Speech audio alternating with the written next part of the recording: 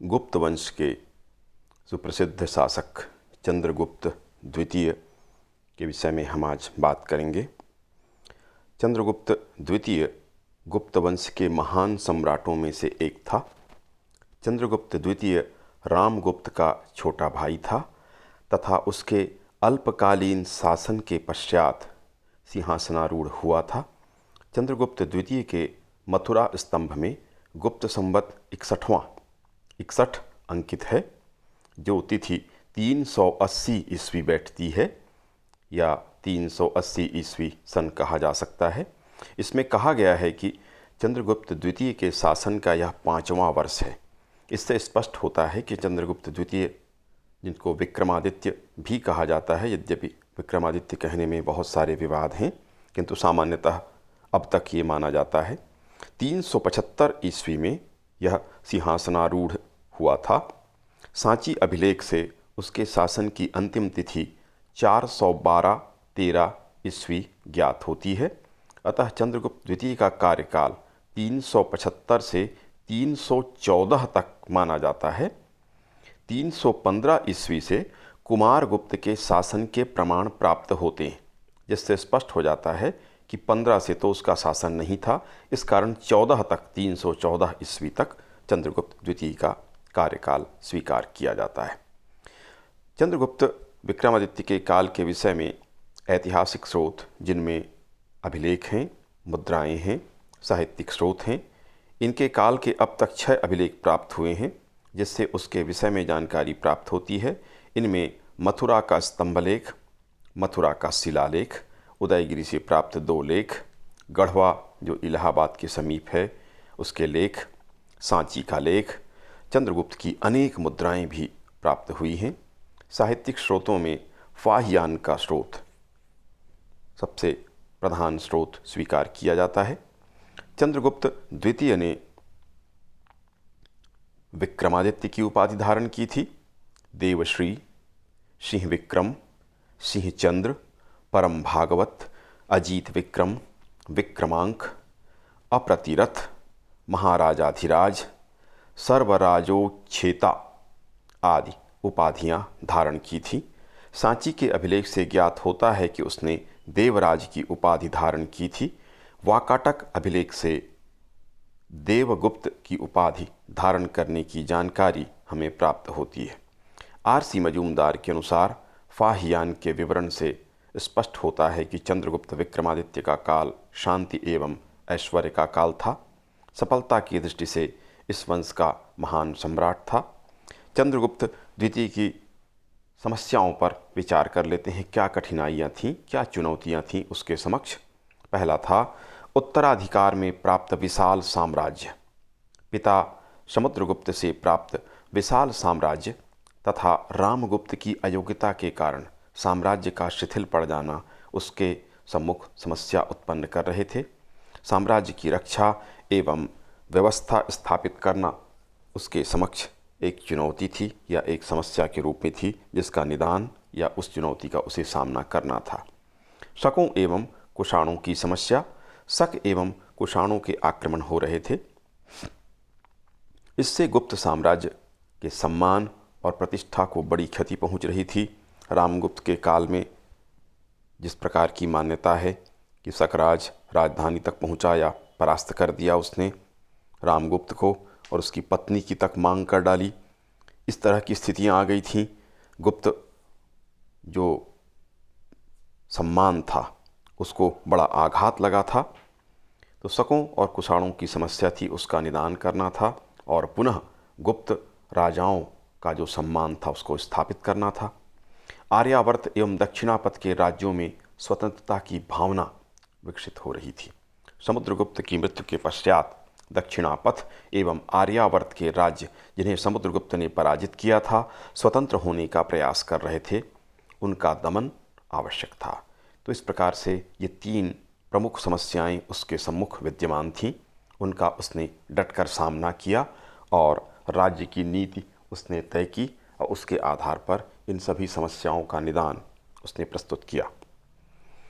वैवाहिक संबंध देख लेते हैं। प्रोफेसर राय चौधरी के अनुसार ये वैवाहिक संबंध कहें या वैवाहिक कूटनीति भी कह सकते हैं, प्रोफेसर राय चौधरी गुप्तों के वैवाहिक संबंध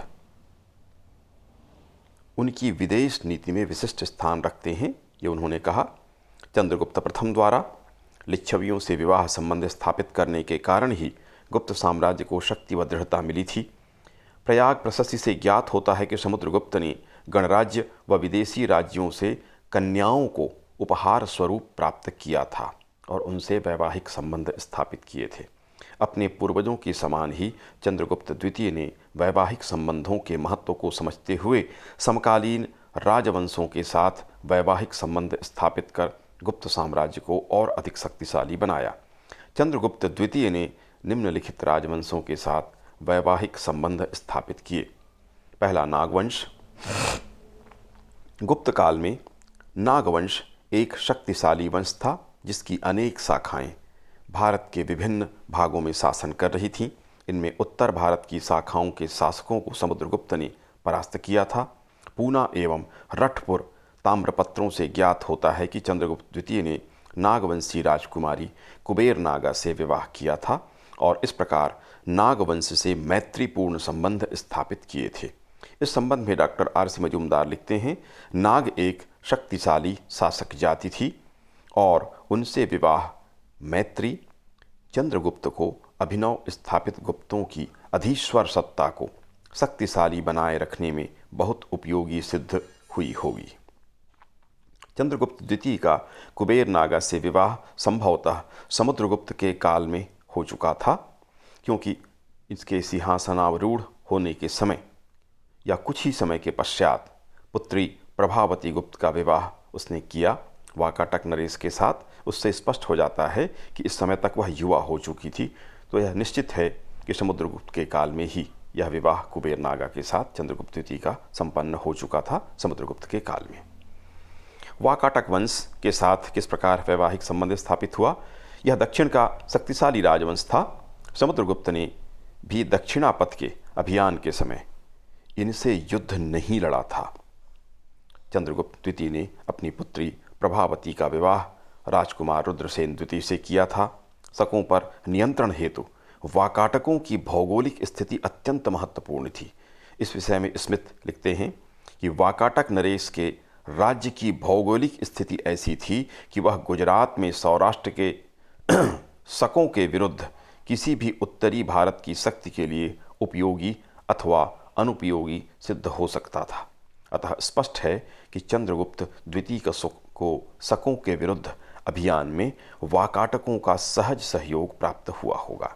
390 ईस्वी में रुद्रसेन द्वितीय की मृत्यु के पश्चात प्रभावती गुप्त ने ही वाकाटक राज्य का संचालन किया था। अतः यह स्पष्ट है कि यह वैवाहिक संबंध अत्यंत महत्वपूर्ण सिद्ध हुआ था गुप्त वंश की समृद्धि और उसके सम्मान के लिए और शकों से युद्ध के लिए। अगला था कदंब वंश। कुंतल क्षेत्र में, कर्नाटक का क्षेत्र कुंतल क्षेत्र कहलाता है, कदंब वंश का शासन था। चंद्रगुप्त द्वितीय के द्वारा इनके साथ भी वैवाहिक संबंध स्थापित किया गया। इस विषय में तालगुंड के स्तंभ लेख से जानकारी मिलती है। इसके अनुसार काकस्थवर्मा नामक कुंतल शासक की राजकन्या का गुप्त वंश में विवाह हुआ था। क्षेमेंद्र एवं कालिदास की रचनाओं में भी चंद्रगुप्त द्वितीय व कदंब वंश के शासकों के बीच मैत्रीपूर्ण संबंध पर पर्याप्त प्रकाश पड़ता है। अब इनके काल की प्रमुख घटना शकों के साथ युद्ध या शकों पर विजय के विषय में बात करते हैं। चंद्रगुप्त द्वितीय के काल की सर्वप्रमुख घटनाओं में से एक था ये शकों को परास्त करना। यद्यपि उसके पिता समुद्रगुप्त ने विस्तृत साम्राज्य की स्थापना की थी, किंतु शकों का राज्य इससे अछूता न था। इससे अछूता था, इनको कोई फर्क नहीं पड़ा था। ये अर्थ है इसका कि समुद्रगुप्त ने विजय यात्रा तो की थी, लेकिन शकों के राज्य को उसने स्पर्श नहीं किया था। ये अछूते रह गए थे। शक इस समय गुजरात और काठियावाड़ में शासन कर रहे थे। चंद्रगुप्त द्वितीय भारत के विदेशी सत्ता को समाप्त करना चाहता था, पूर्णतः समाप्त करना चाहता था। इस हेतु उसने वाकाटकों से सहयोग प्राप्त किया और शकों को इस कारण से परास्त करना सुगम हो गया। मालवा एवं सौराष्ट्र के क्षेत्र की विजय में वाकाटकों का सहयोग प्राप्त हुआ था। इस काल के शकों पर विजय या अभियान के विषय में जो स्रोत हैं वो इस प्रकार हैं। इस विषय में जानकारी के स्रोत के रूप में देवी चंद्रगुप्तम एवं हर्षचरित आदि ग्रंथ हैं, जिसमें चंद्रगुप्त द्वारा शक राजा की हत्या किए जाने का विवरण प्राप्त होता है। अभिलेखों में उदयगिरि पर्वत से प्राप्त लेख इस दृष्टि से महत्वपूर्ण हैं। चंद्रगुप्त द्वितीय की अनेक मुद्राओं तथा शकों की मुद्राओं से भी इस तथ्य की पुष्टि होती है। चंद्रगुप्त की कुछ मुद्राओं पर उसे सिंह का शिकार करते हुए दर्शाया गया है। सिंह गुजरात व काठियावाड़ के वनों में पाए जाते थे, अतः विद्वानों ने इस प्रकार की मुद्राओं को इन प्रदेशों पर विजय का प्रतीक माना। इसके अतिरिक्त चंद्रगुप्त द्वितीय के समकालीन शक शासक रुद्रसिंह तृतीय के पश्चात किसी अन्य राजा की मुद्राएं प्राप्त नहीं होती हैं, जो ये स्पष्ट कर देती हैं या उससे यह निष्कर्ष निकलता है कि रुद्रसिंह तृतीय शकों का अंतिम शासक रहा होगा, जिसे चंद्रगुप्त द्वितीय के द्वारा परास्त किया गया था, क्योंकि उसके पश्चात शकों के कोई सिक्के इस क्षेत्र में प्राप्त नहीं होते हैं, बल्कि इन क्षेत्रों पर चंद्रगुप्त विक्रमादित्य के शासन के प्रमाण हमें मिलने शुरू होते हैं। इसकी तिथि देख लेते हैं, किस काल में किस समय यहाँ पर आक्रमण हुआ। शकों पर चंद्रगुप्त द्वितीय के द्वारा कब विजय प्राप्त किया गया था, इस विषय में विद्वानों में मतैक्य नहीं है। यह विजय 389 ईस्वी से 412 ईस्वी के मध्य हुई थी। इन अभिलेखों में गुप्त संवत 82 से 93 तक गुप्त संवत का अंकन किया गया है। घटनाएं, प्रमुख घटनाएं क्या हुई थी इस अभियान में, ये देख लेते हैं। चंद्रगुप्त द्वितीय के द्वारा वाकाटकों से सहयोग प्राप्ति के पश्चात मालवा पर आक्रमण किया गया तथा मालवा को आधार बनाकर शकों के राज्य पर आक्रमण किया गया। इस युद्ध में शकों को परास्त किया गया तथा रुद्रसिंह तृतीय शकराज इस युद्ध में मारा गया। इसके पश्चात यह क्षेत्र गुप्त साम्राज्य में मिला लिया गया। इस प्रकार शक राज्य का उन्मूलन करने में चंद्रगुप्त द्वितीय सफल हुआ। इस घटना के पश्चात उसने शकारी की उपाधि धारण की। शकारी का अर्थ होता है शक धन अरि, शकों का दुश्मन।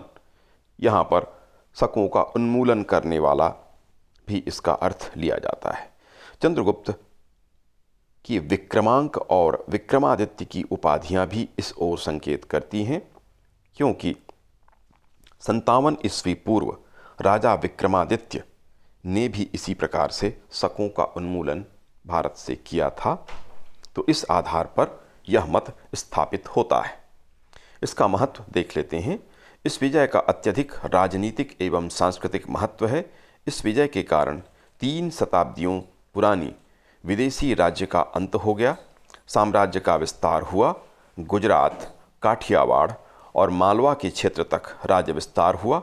इस विजय के कारण भरूच या भड़ौच का बंदरगाह राज्य की सीमा के अंतर्गत आ गया, जिससे पश्चिमी देशों के साथ व्यापार प्रारंभ हुआ तथा गुप्त साम्राज्य की ख्याति पश्चिमी देशों तक फैल गई और व्यापार या आर्थिक लाभ भी प्राप्त हुआ। इसके पश्चात देख लेते हैं गणराज्यों पर विजय। समुद्रगुप्त के शासनकाल में उत्तर में पंजाब से लेकर दक्षिण के मध्य प्रदेश तक गणराज्य फैले हुए थे। उन्होंने समुद्रगुप्त की अधीनता तो स्वीकार कर ली थी, किंतु इन राज्यों में स्वाधीनता की भावना प्रबल होने के कारण ये पुनः स्वतंत्र होने का प्रयास करते थे या करते रहे। यह गणराज्य गुप्त साम्राज्य एवं विदेशी राज्यों के बीच स्थित है, अतः विदेशी राज्यों पर आक्रमण के पूर्व इन पर आक्रमण करना आवश्यक था। चंद्रगुप्त द्वितीय ने शकों और कुषाणों के विरुद्ध अभियान के पूर्व इन पर आक्रमण किया तथा उन्हें अपने राज्य में मिला लिया। पंजाब से लेकर मध्य प्रदेश तक इन राज्यों का अस्तित्व था। इसके बाद देख लेते हैं पश्चिमोत्तर एवं वाहलिक राज्य पर इसकी विजय यात्रा किस प्रकार हुई थी। प्रयाग प्रशस्ति से ज्ञात होता है कि गुप्त साम्राज्य की पश्चिमोत्तर सीमा पर परवर्ती कुषाण नरेशों का राज्य स्थित था।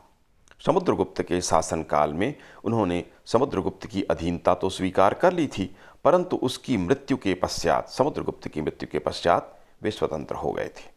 मेहरौली स्तंभ लेख से ज्ञात होता है कि सिंधु नदी पार करके उसने शक मुरुंडों को पराजित करके वाहलीक अथवा बल्ख तक उन्हें खदेड़ दिया था।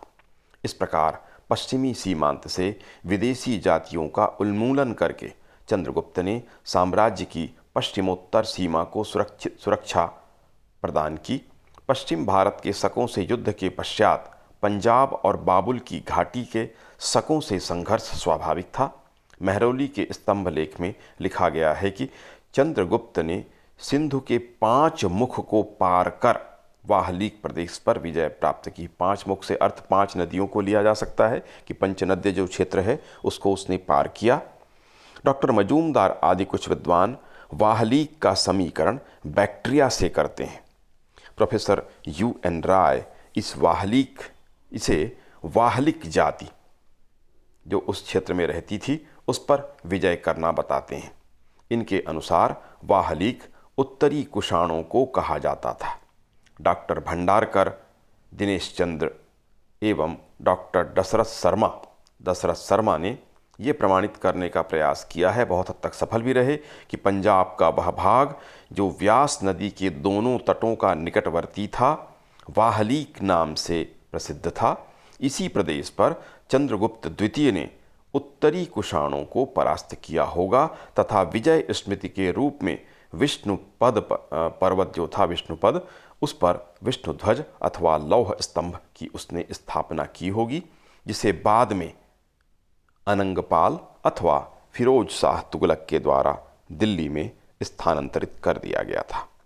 इस तरह से इन्होंने ये सिद्ध करने का प्रयास किया है और बहुत हद तक सिद्ध करने में सफल भी रहे हैं। पूर्वी प्रदेशों पर विजय अभियान।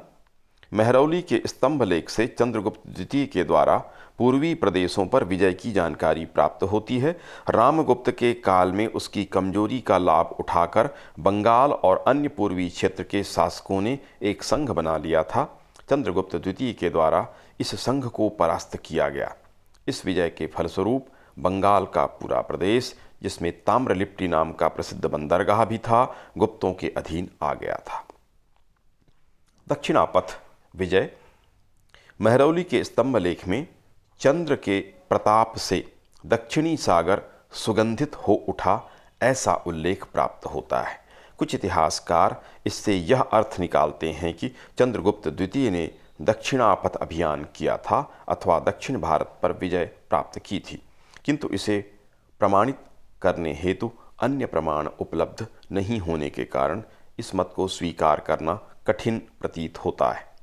डॉक्टर PL गुप्ता ने एक अनुश्रुति किंवदंती का सहारा लेकर उल्लेख किया है, जिसके अनुसार चंद्रगुप्त द्वितीय ने श्रीशैल के निकट कृष्णा नदी के तट पर चंद्रगुप्त पट्टन या चंद्रगुप्त पत्तन नामक नगर की स्थापना की थी। उत्खनन में उस स्थान से नगर के अवशेष भी प्राप्त होते हैं। कुंतलेश्वर दौत्यम नामक काव्य से ज्ञात होता है कि चंद्रगुप्त ने कुंतल नरेश श्री कृष्ण वर्मन के दरबार में कालिदास को दूत के रूप में भेजा था और वाकाटकों के साथ अपना विवाद सुलझाया था। इसके पश्चात पुनः राजकुमारियों के वैवाहिक संबंध इस वंश के साथ शुरू हो गए थे। तो इस तरह से दक्षिण क्षेत्रों से उसके संबंध का भी स्पष्टीकरण होता है। अश्वमेध यज्ञ। काशी के पास नगवा नामक स्थान से अश्व की एक मूर्ति प्राप्त हुई है, उस पर चंद्रगुह लिखा हुआ है। इस आधार पर कुछ विद्वानों का मत है कि चंद्रगुप्त द्वितीय ने अश्वमेध यज्ञ का अनुष्ठान अपनी विजयों के उपरांत किया था, किंतु कुछ विद्वान इसे चंद्रगुप्त के साथ जोड़ने को संदिग्ध मानते हैं। केवल इतने को ही प्रमाण मानने को वो तत्पर नहीं है, किंतु आमतौर पर यह माना जाता है कि वैष्णवों में या हिंदू जो शासक थे उनमें बड़ी विजयों के पश्चात अश्वमेध करने की परंपरा थी, जैसा कि समुद्रगुप्त ने किया था। तो ज़्यादातर लोग मानते हैं कि उसने अश्वमेध यज्ञ संपन्न किया होगा। साम्राज्य का विस्तार देख लेते हैं। चंद्रगुप्त द्वितीय के साम्राज्य का विस्तार पश्चिम में गुजरात से लेकर पूर्व में बंगाल तक तथा उत्तर में हिमालय की तराई से लेकर दक्षिण में नर्मदा नदी तक असंदिग्ध रूप से विस्तृत था। ये सभी स्वीकार करते हैं। यद्यपि कुछ लोग ये मानते हैं कि दक्षिण में भी उसने अभियान किया था, किंतु उसके पर्याप्त सबूत नहीं हैं। संबंध जरूर थे, नियंत्रण उसने अवश्य स्थापित किया होगा, किंतु जितना ये क्षेत्र बताया गया नर्मदा नदी के तट तक तो निश्चित रूप से उसका अधिकार था, ये प्रामाणिक है। मूल्यांकन देख लेते हैं। चंद्रगुप्त द्वितीय ने देश की रक्षा विदेशी शत्रुओं से की, अतः वह देश रक्षक सिद्ध हुआ। उसने विदेशी शक्तियों को पराजित कर वाहलिक क्षेत्र तक विजय यात्रा की, अतः वह महान विजेता था। उसने योग्य प्रशासन स्थापित किया, शांति और सुव्यवस्था स्थापित की, जिसके कारण स्वर्ण युग हुआ। या गुप्तकालीन प्रसिद्ध गुप्तकालीन शांति की उसने स्थापना की, यह सुदृढ़ प्रशासन से ही संभव था। आर्थिक समृद्धि का काल था। विद्वानों को उसने अपने दरबार में आश्रय दिया। नवरत्न उसके दरबार में थे, जिनमें कालिदास, धन्वंतरी, क्षपणक, अमरसिंह, शंकु, घटखर परिख, बेताल भट्ट, वररुचि और वाराह मिहिर जैसे विद्वान थे, जो उसके दरबारी नवरत्न थे। यद्यपि वह स्वयं वैष्णव था, किंतु उसने सभी धर्मों को समान महत्व दिया, समान रूप से दान दिया। उसने राजनीतिक महत्व और सांस्कृतिक पुनरुत्थान के युग को पूर्ण किया। इसके काल में सभी कलाओं के क्षेत्र में उन्नति हुई, चाहे वह स्थापत्य कला हो, संगीत कला हो, नृत्य कला हो या मूर्ति कला हो, सभी का विकास इस काल में हुआ। व्यापार और व्यवसाय में वृद्धि हुई, कृषि उन्नत अवस्था को प्राप्त हुआ, कर की दरें बहुत कम थीं और जनता पूरी तरह संतुष्ट थी। चंद्रगुप्त द्वितीय ने पिता समुद्रगुप्त द्वारा प्रारंभ किए गए कार्य को पूर्णाहुति प्रदान किया तथा स्वर्ण युग के निर्माण करने में इसकी भूमिका महत्वपूर्ण थी। रखालदास बैनर्जी लिखते हैं, अपनी मृत्यु के समय वह निस्संदेह भारत का सर्वोच्च शासक था। वह महत्वाकांक्षी व्यक्ति था और श्रेष्ठ सेनानी भी। डॉक्टर रमेश चंद्र मजूमदार के अनुसार समुद्रगुप्त ने गुप्त साम्राज्य के लिए विजय कार्य आरंभ किए और चंद्रगुप्त द्वितीय ने उन्हें पूर्ण किया। यदि समुद्रगुप्त साम्राज्य का निर्माता था तो चंद्रगुप्त उसे पूर्ण करने वाला था। फाहियान के अनुसार चंद्रगुप्त विक्रमादित्य का काल शांति एवं ऐश्वर्य का काल था। इस समय कला एवं साहित्य का विकास हुआ। उसका शासन गुप्त युग के सबसे महत्वपूर्ण काल का प्रतिनिधित्व करता है। सफलताओं की दृष्टि से भी इस राजवंश का वह सबसे महान सम्राट था। इस प्रकार चंद्रगुप्त द्वितीय, जो समुद्रगुप्त के पश्चात गुप्त वंश का सम्राट हुआ था, उसके काल में प्रसिद्ध गुप्तकालीन शांति और सुव्यवस्था की स्थापना हुई और इसी के कारण इस काल को, गुप्त काल को स्वर्ण युग की संज्ञा भी दी जाती है, जिसके लिए मुख्य रूप से चंद्रगुप्त द्वितीय जिम्मेदार था। उसने गुप्तकालीन स्वर्ण युग की स्थापना की थी।